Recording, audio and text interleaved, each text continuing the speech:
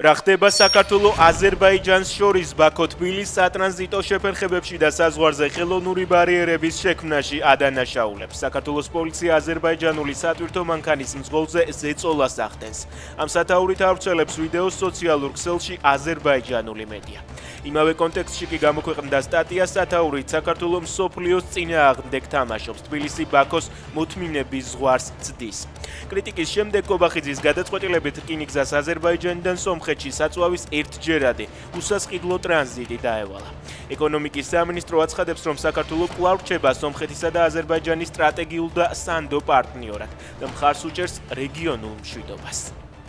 ღრმად შეშფოთებული ვიყავი BBC-ს რეპორტაჟით ოცნების მიერ კონვენციით აკრძალული ნივთიერებების მოქალაქეების წინააღმდეგ სავარაუდო გამოყენების ფაქტს ბრიტანეთის სახელმწიფო მინისტრი ეხმაურება.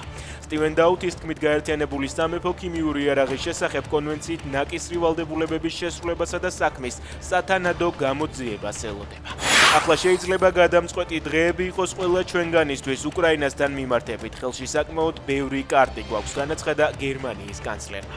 ფრიდრიხ მერცი ლონდონში სტარმერს მაკრონსა და ზელენსკის შეხვდა. 6.7 მაგნიტუდის მიწისძვრა იაპონიაში ადგილობრივმა ხელისუფლებამ მოსახლეობა მოსალოდნელი ცუნამის შესახებ გააფრთხილა და ევაკუაციის ბრძანება გასცა.